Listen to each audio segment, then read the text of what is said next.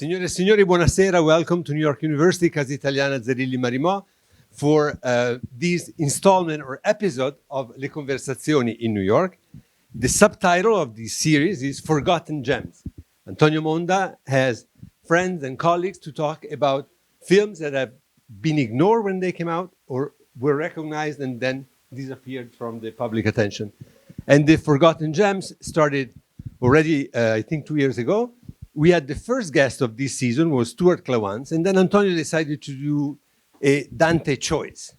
Dante, when he's sent into exile, he writes a beautiful poem called Tre donne intorno al cor mi son venute. 3 women came to me around my heart and surrounded my heart. So Antonio went in that direction, and tonight he has the first of these donne intorno al cor, Leslie Jamison, that I'm going to introduce in a minute. And then after Leslie is going to have Judith Thurman, March 2nd, and Mary Karr, April 13. March 1st. Giulia, cambiare la data sul sito. Antonio, as I always say, he probably has been on this stage as much as I've been, so he doesn't need in this room and in this place a long introduction. He's a professor in the Department of Film and Television of the Tisch School of the Arts here at New York University. He's a regular contributor to the Italian daily La Repubblica and to Italian Rai, the news channel, for which he has a weekly appointment in which he talks about cultural events, issues that happen here in New York. And Leslie Jamison teaches creative writing, and she is the head of the non-fiction concentration at Columbia University. And she's an author who wrote fiction, non-fiction. She published a novel, a collection of essays, and tonight we're going to talk with her about cinema. And I have to say that I was completely taken by the choice of Antonio of talking about cinema, not with people that do cinema by profession, as a job, but people who love cinema and that work with words, writers, and in particular the 3 writers that he picked. But talking about people who work in cinema, I would like to welcome particularly warmly the students of the Tisch School of the Arts that are here with us tonight. Please give yourself an applause. Bravi. And now please welcome Antonio Monda and Leslie Jamison.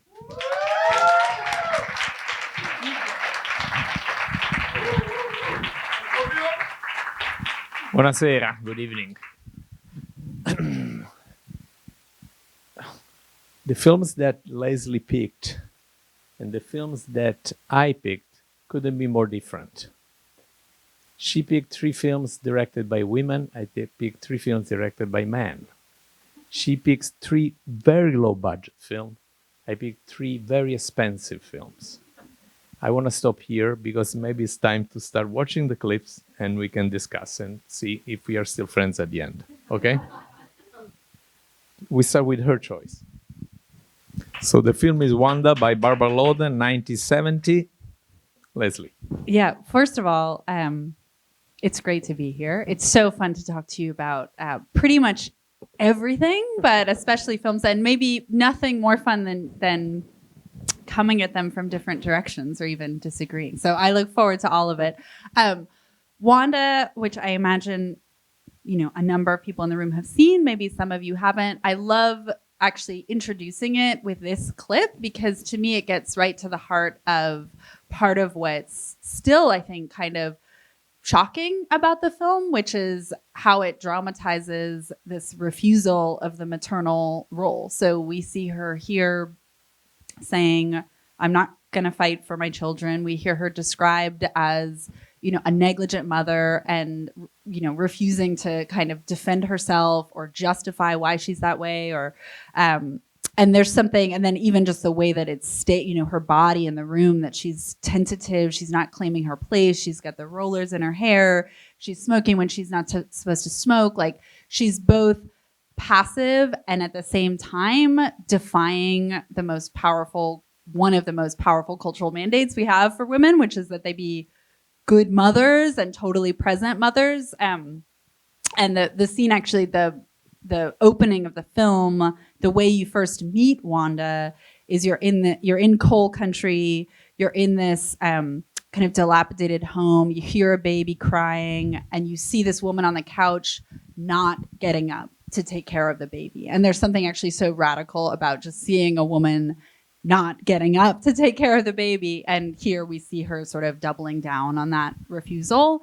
And I find it immediately compelling, the way she becomes an intriguing figure, a fascinating figure, but not through the usual psychological mechanisms of here's the traumatic backstory that will explain everything about her pain. Here's the sequence of events that will help you understand why she's refusing maternity in this way that's totally shocking to our cultural sensibilities. You're sort of asked to sit with her in this mystery and in this opacity and in this kind of passive defiance of what social role society wants her to inhabit. How did you discover this film? How did you see it the first time? So I first came to Wanda through an incredible book called A Suite for Barbara Loden by a French writer named Nathalie Leger. And the book itself is this kind of, I'd never read anything quite like it. The book started as a kind of a basic critical project. Nathalie Leger was supposed to write an encyclopedia entry about Barbara Loden, who was a director in her own right in this film, also married to Elia Kazan for a time, an actress, a great beauty.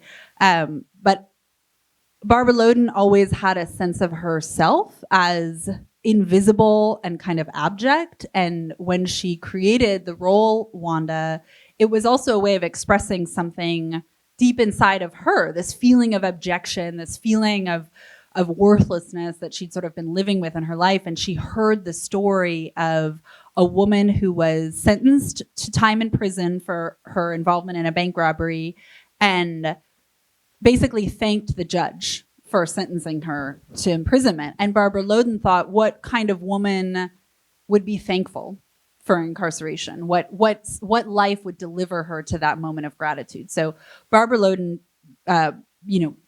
basically put everything she had into directing this film, into acting this role.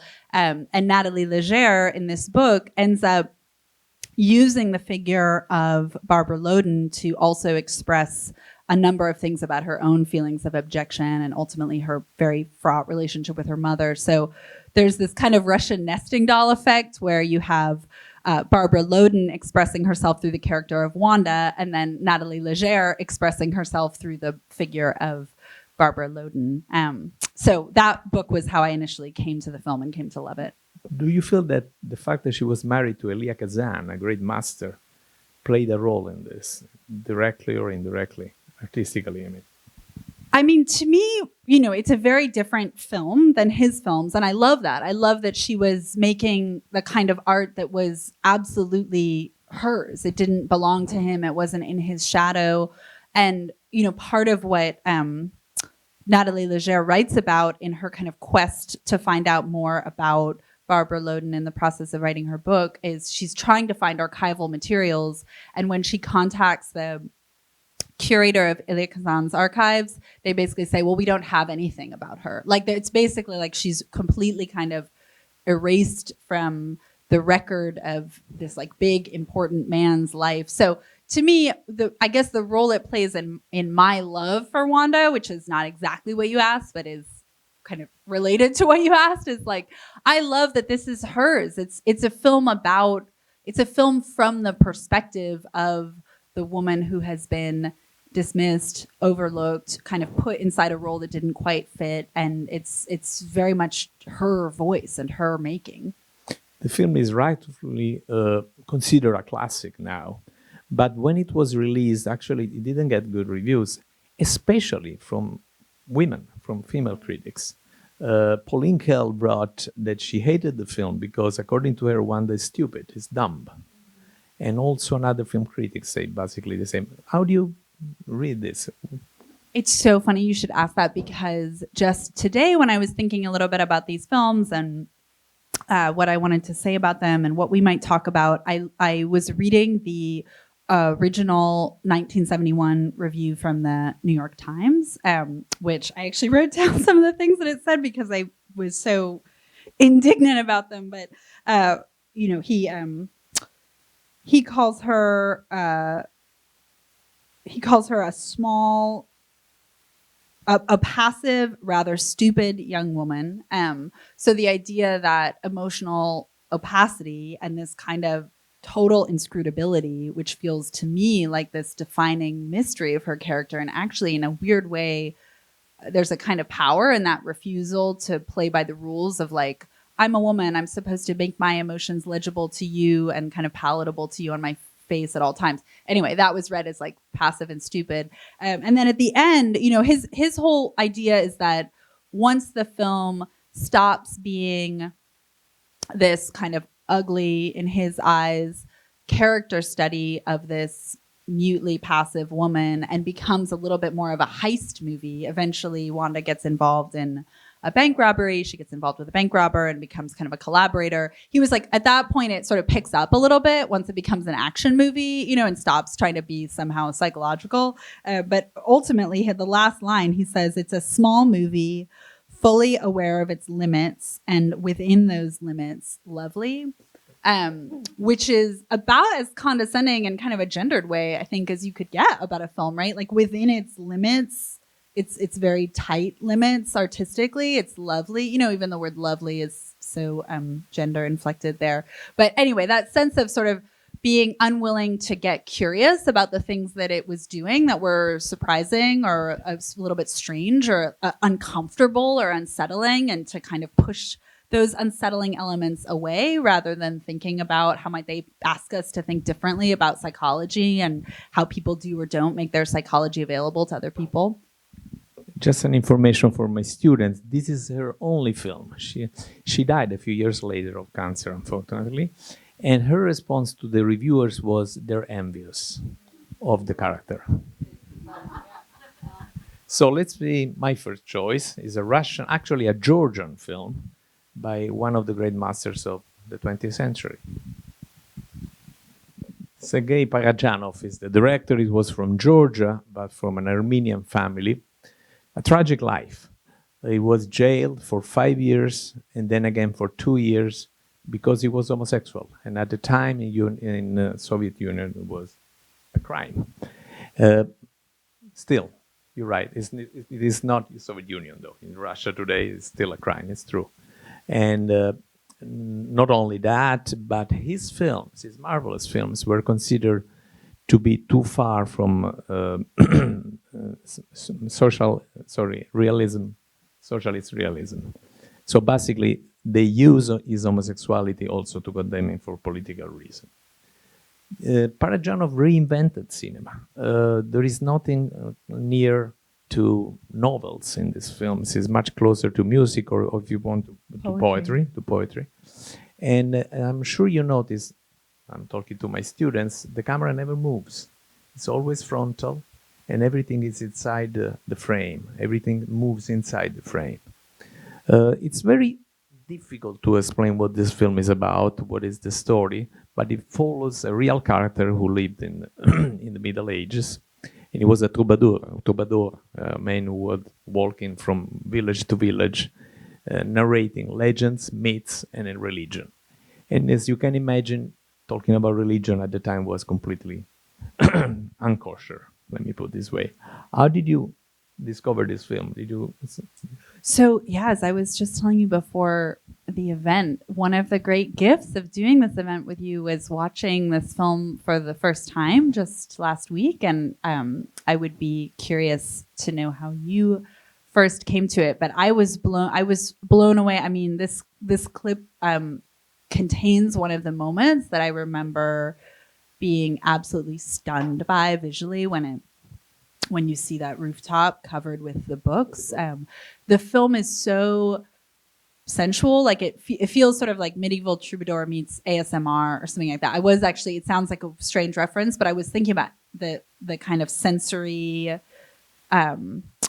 the sensory dimensionality and richness and like bone marrow deep experience of ASMR some when I was watching it, but even the crispness, the sound of those pages turning, the way that the fluid from the kind of juices of the pomegranate in the opening shot, the way that you see this young boy, the poet as a young boy, watching men in the bathhouse, that kind of exquisite scene that also is obviously connected to this evocation of sexuality. And I remember the water glistening on their beards. But to me, it's this beautiful visual dramatization of an artist, how an artist sees the world, how an artist feels the world and absorbs the world and is kind of stunned by the everyday sensory, visceral miracles of the world. So, I mean, but how did you first come to it? What can you remember? I saw it when I was a teenager. And honestly, I was a little bit shocked and probably bored. I didn't get it. And then 10 years ago or so, I did a similar event with Marina Abramovic, and she picked it. And I wanted to watch again, and I was stunned. My students know that the first question I always pose at the end of the class is what this film is about. My definition is a celebration of art. How art it can be redemption and can win over power and dictatorship. And this is what, at the time, Brezhnev understood. That's why he sent him to jail. And again, he never used anything logical in his narrative. He follows the rhythm of the poems and of the poems of the troubadour, and also of the lyrics that he mentions. Let's go now to the second film. Sorry.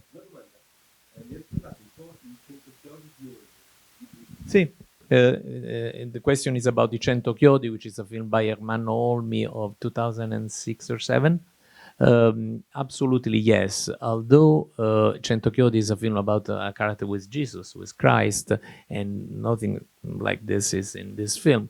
However, Parajanov mentioned and celebrates I codici miniati. How do you translate that? The book with paintings? Manuscript with, yes. And as you certainly know, 90% of these codes are religious.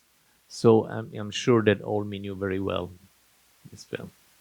Now, the second film, another film by, why don't you want to introduce, or we'll watch first the clip? Yeah, sure. So the second film is called Girlfriends, and it's another female director, Claudia Weill. And let's watch the clip, and then I'll say a little bit more about it. I love this film, but I want to hear your comments. Yeah, and I also love this scene, which is quite near to the beginning of the film, as a way into it. So the film is about Anne and Susie, these two friends who live together in, I think, a walk-up in the Upper West Side. And Susie is an aspiring photographer. Anne wants to be a writer. So they have this deep friendship. They have these separate but deeply felt artistic ambitions and dreams. And the movie sort of charts the different paths that their lives take when Anne ends up getting married, has a child. Susie stays single, stays living alone in the city, has, a few romantic entanglements that are different and equally fascinating, and really tries to kind of make a go of it with her ambitions as a photographer. And near the end of the film, she finally has an exhibition of her photographs, and it kind of occasions this crisis and then kind of fraught and ambiguous reconciliation in their friendship. But so many things I love about this film. I love that it takes complex female friendship as its subject. I love that it dramatizes the ways that their artistic desires were so bound up in their friendship. In that scene, you can see the kind of painful awkwardness, vulnerability, and need of Anne sharing this like terrible poem that she's written about her mother with Susie, and Susie's in the bathroom and has no time for it, but she needs to share it anyway. It's important, and Susie gets it. She gets that it's important, even if she doesn't actually like the poem. The scene right before this is Anne still asleep in her room on this mattress on the floor. You can see the ashtray and the cigarettes and the light coming in from the window, and Susie's kind of hovering around her sleeping body, snapping photographs because she says that the light is so great. And so Anne is becoming a part of her work.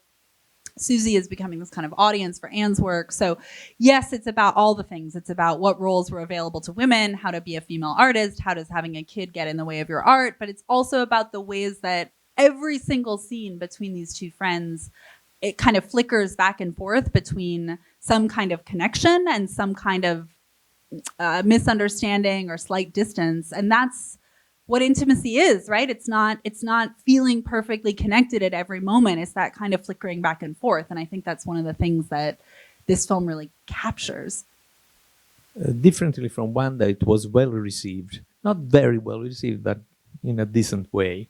But I want you to mention a name, because a major filmmaker was interviewed, and he was asked, what do you think about the new generation of filmmakers, Coppola, Scorsese, Spielberg, and De Palma, and many others? And this filmmaker said, no, my favorite film is this one. Kubrick said that, and Stanley Kubrick. So somebody in the audience knew it.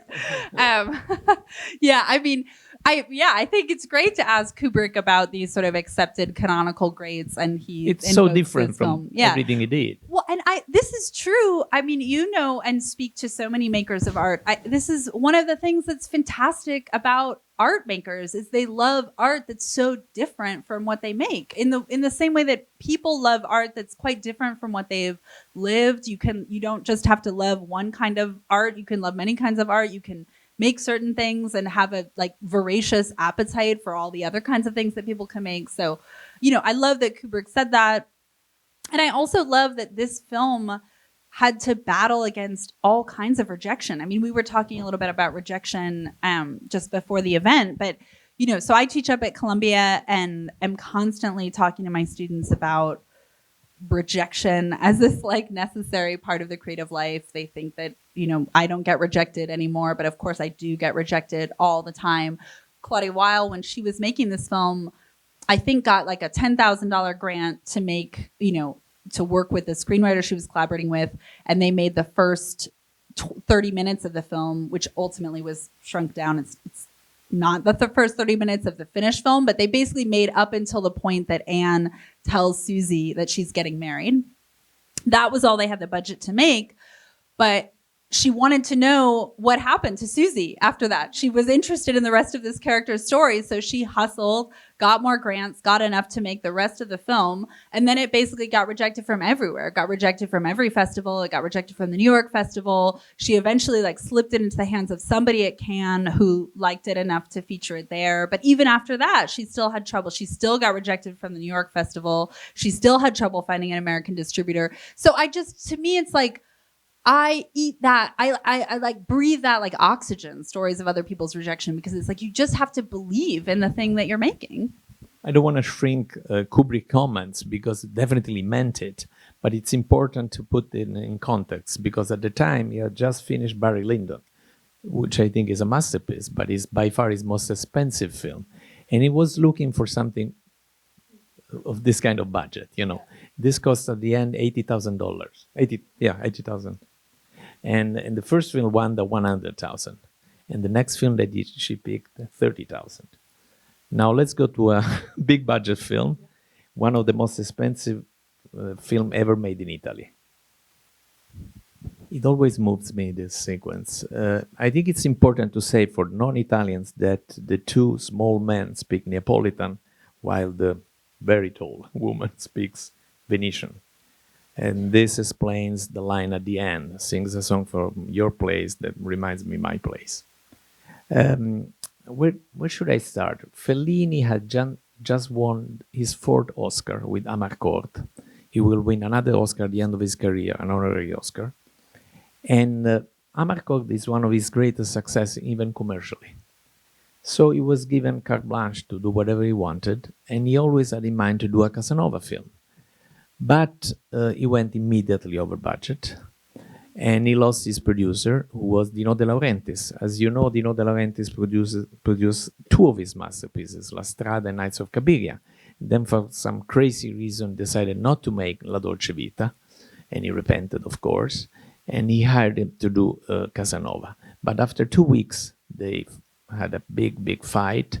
So Alberto Grimaldi entered, and he fought also with Grimaldi. Grimaldi left the set and said, I don't want to work with you anymore. Then he came back and said, I'll work with you, but I want 3 conditions. First, you change the actor. You have to have Al Pacino or Robert Redford. And second, you will do the film in English. And third, the budget should not be more than $18 million. Only the second condition was respected by Fellini. This is his first film in English, and it's all dubbed. He dubbed always his films, but this is directly filmed in English. It's one of his bleakest films. I remember when the film was presented in Italy, reviewers spoke about Casanova as a Vitellone. I don't see that way. I see a desperate attempt to ignore whatever is either transcendent or magic about life. It's only about enjoying the flesh and the desperation that comes from there. This is what I think this film is about. And it's visually stunning. It won an Oscar for Best Costume, Danilo Donati. It was a complete flop, a disaster at the box office. Actually, it was the first of many flops, because Fellini, at the end of his career, with the possible exception of Ginger Fred, made only flops. But it's also one of his most inspired, tender in his desperation, I think. Did you know the film already? No, I didn't. And I would be so curious to hear more about, I think it's fascinating what you said, that idea of the kind of desperation that comes from somehow being blind to, either unwilling to see or experience the more transcendent forms of life, or somehow unable to. And that moves me as a way of thinking about this film. And I wonder if you could talk a little bit about when you said that sequence always moves you, and I could even see it in your face, hear it in your voice. Talk to us about that. What moves you in that moment? I think only a true artist and a poet can understand that people from very different experience and different cities have something in common, which is a song, which is the melancholy coming from belonging to a specific place. Venice and Naples are completely different experience and cities.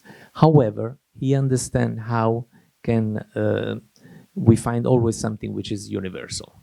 And being an artist, he always pushes to the extreme. You have this giant and these two midgets, if I can use this expression. I noticed that it is in the subtitles, so I can do. Fellini follow his character and somehow becomes this character. And he feels the same melancholy, the same desperation, and the same longing. Are you familiar with this film? Do you remember the ending? I don't want to reveal, I don't want to spoil. But the ending is one of the most chilling, creepy ending you can imagine in a film that talks about one of the greatest Latin lover of all times. Speaking of Casanova, can I ask you one more question? I was fascinated. I did not know that there had been this call at a certain point to replace Donald Sutherland with Al Pacino or Robert Redford. I wonder if you could speak to what feels important to me. Donald Sutherland feels like this film is unimaginable without him playing that role. But how do you see him as an actor? What does he bring out in Casanova, or what does he bring out in this version? Fellini had in mind a different actor, a great Italian actor called Gianmaria Volonté. But they had a fight, of course. In this particular occasion, Volonté was not an easy character.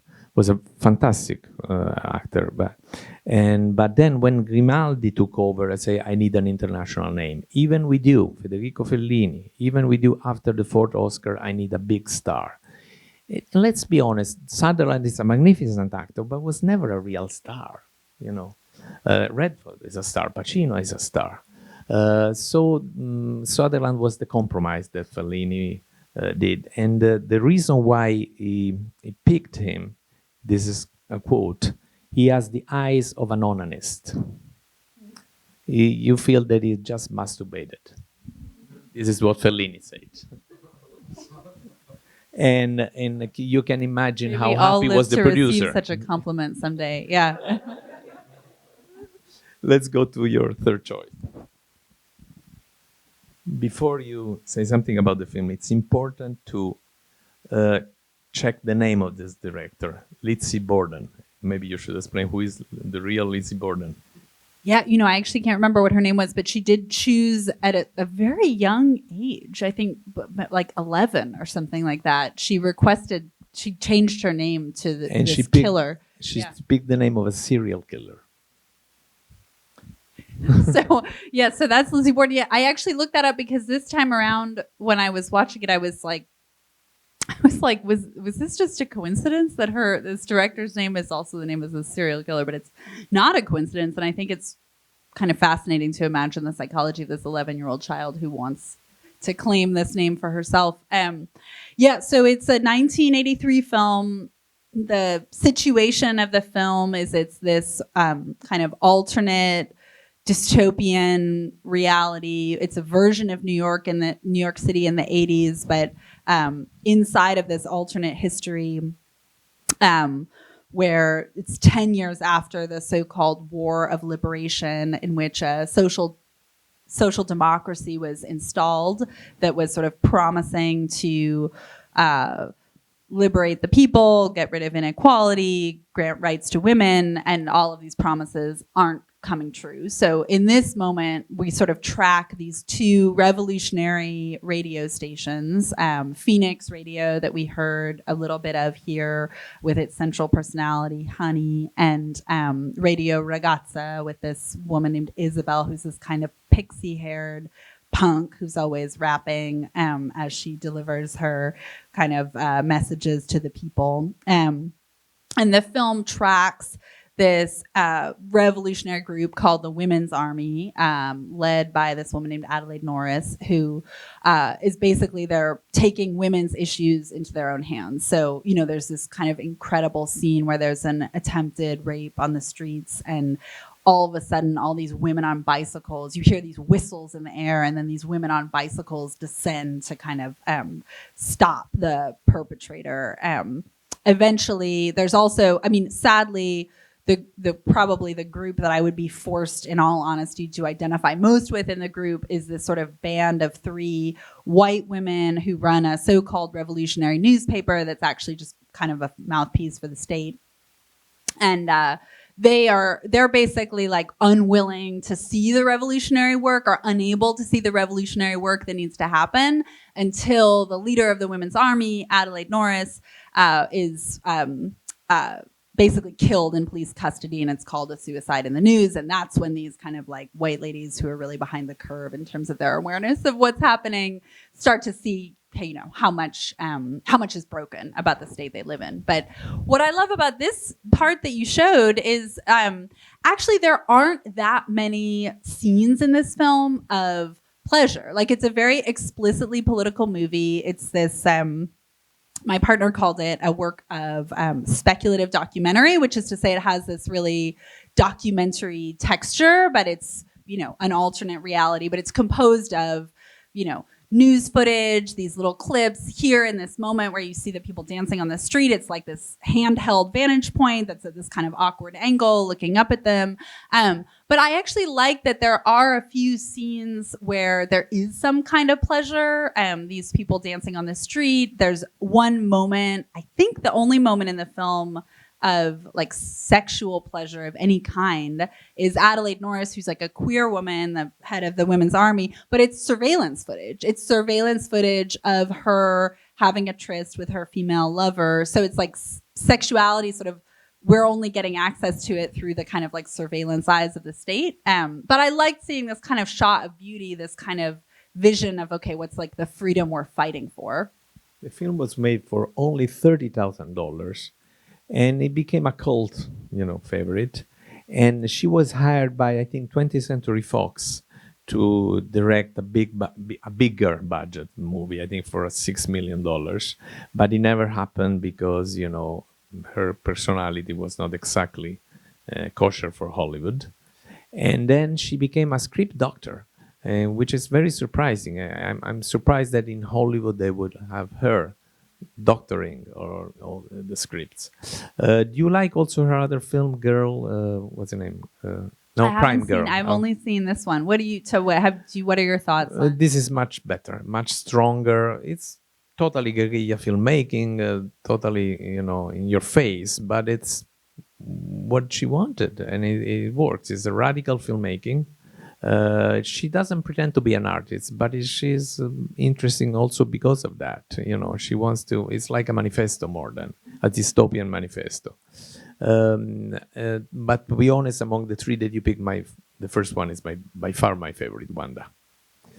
Now we go to we stays in the States with a very big budget film, probably the greatest fiasco of all times. Let's watch it. Once again, where should I start? Cimino, 2 years earlier, had directed A Deer Hunter, not only a masterpiece, but a hugely successful film, which won 5 Oscars, including Best Film and Best Director. And once again, he was given carte blanche. He decided to make this film that he wrote. Actually, it's called Michael Cimino's Heaven's Gate. And it's based on a real story, the Johnson County War. If you want to Google it, or you go on Wikipedia, you can. It's a terrible story that happened in the late in 1871, if I remember well, and in Wyoming. And it's about a group of Slav immigrants from Eastern Europe who are killed one after the other by landowners in order to get their land. Cimino imagined that at the beginning of the film there is a graduation ceremony. Have you seen the film? So one of the characters becomes friends with the immigrants, the other one is the leader of the killers. So there is also this betrayal of a friendship. And in the middle, of course, there is a woman played by Isabelle Huppert. If I can use a very nasty word, I'll say something. Can I? Can you allow me? Professor Albertini said I cannot say so.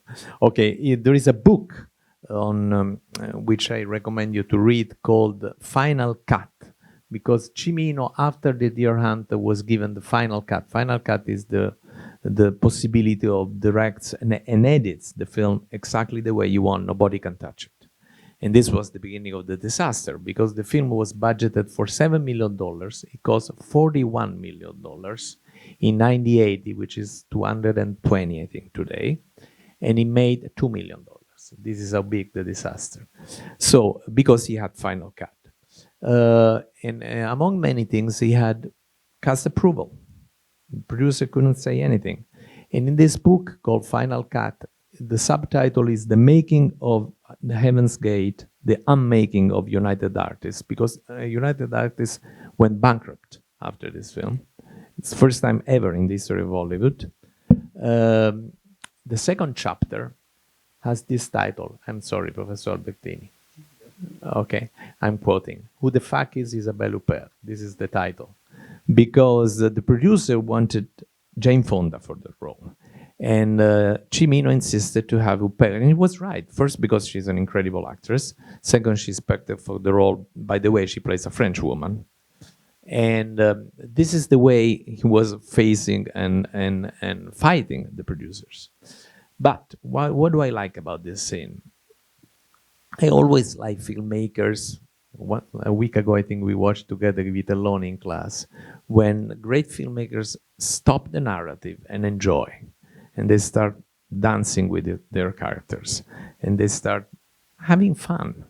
And this is what happens in this scene. It seems like he's dancing with them. He's enjoying them. Not only is perfect the reconstruction of this place called Heaven's Gate. The title of the film is the location of this dancing scene.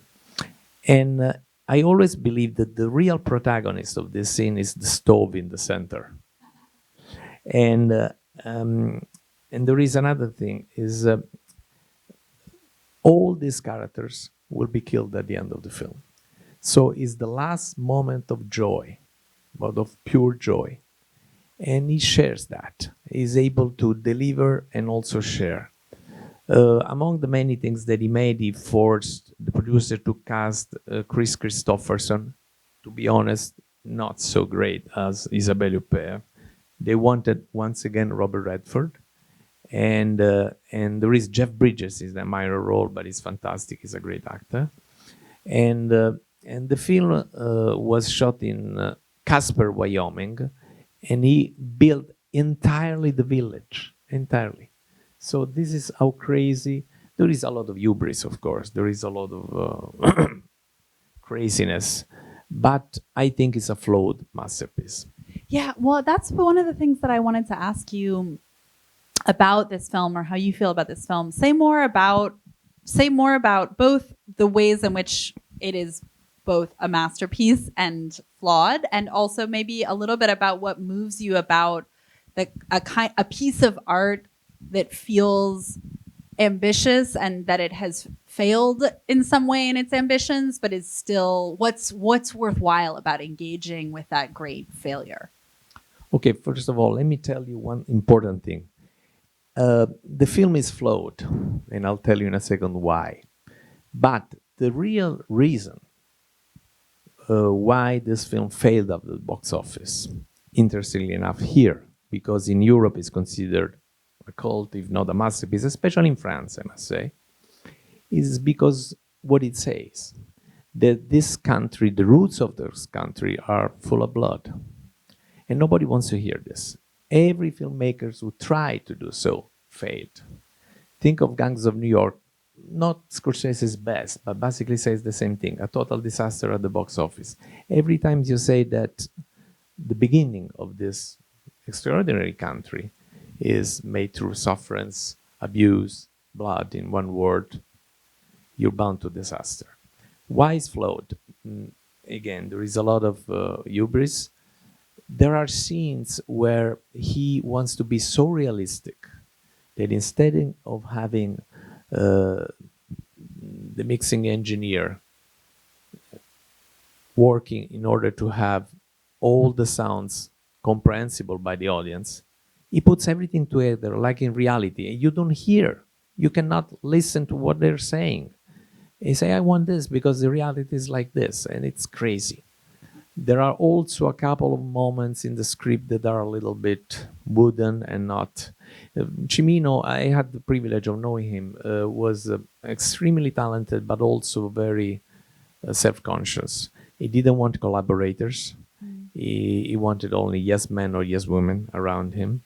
And that was a big mistake. So he didn't accept to have anyone writing with him.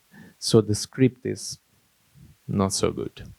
Do you think that I have so many questions about, I mean, are there things I'm wondering about the sort of grand spectacle of the scene and thinking about that early kind of non-narrative pageantry of the Harvard graduation, but I guess I'm just following up on something interesting you said to me, that to me was interesting about a kind of American audience not wanting to engage with the truth that is true of the blood at the root of the country. I wonder if you think this film, if it was released in the present, would have a different reception, because I do feel like there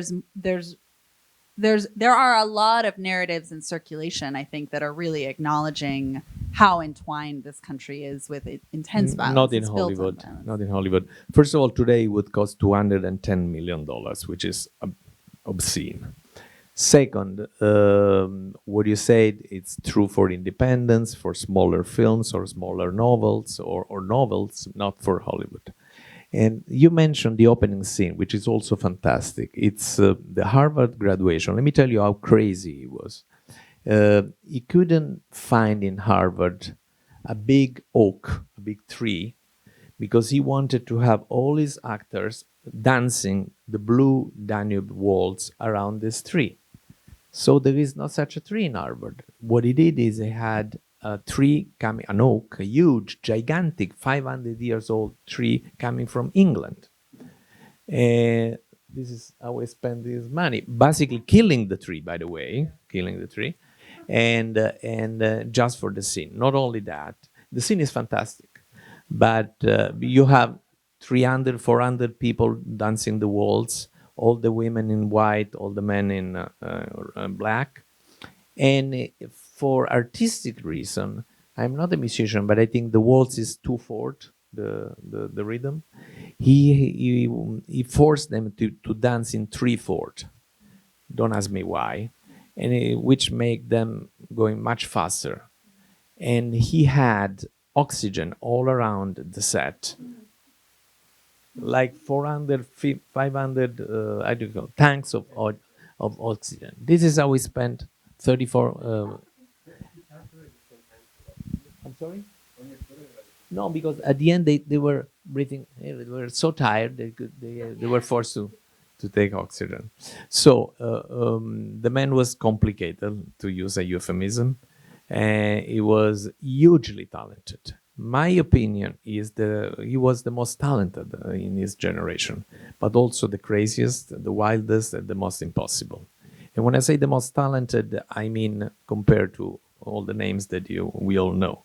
But he was an impossible character. And at the end of the day, we knew him quite well. A very solitary, melancholic, tender character. Now, since we have picked almost, all sad films, or at least sadly received by the audience, I have a little surprise, an Easter egg. With Dado Carillo, who want to acknowledge where is Dado, who is the editor of this montage, we put together a surprise.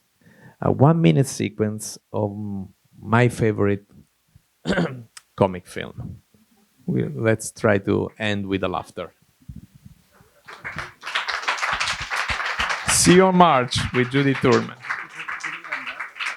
If there are questions from the audience, Leslie and I are happy to respond.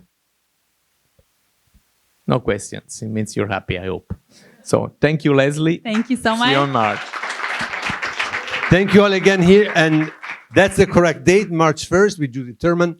And if you are interested in exactly the reference to the film that were shown tonight, the clips that were discussed, they're already on the website of the Casa. We don't put them before because we want to leave you with the surprise of coming here and see what the choices were. But now they're there, so if you want to check them out or find them on the streaming or wherever you want, they're all there waiting for you. Leslie and Antonio, thank you very much for a great evening.